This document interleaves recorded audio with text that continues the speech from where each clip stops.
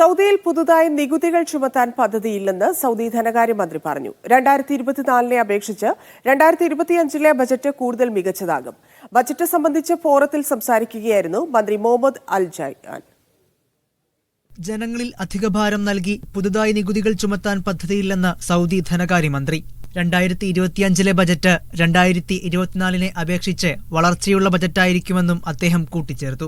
കഴിഞ്ഞ വർഷത്തെ ബജറ്റിൽ 55 ബില്യൺ റിയാൽ പൊളിച്ച കെട്ടിടങ്ങളുടെ നഷ്ടപരിഹാരത്തിനും മറ്റും മാറ്റിവച്ചിരുന്നു.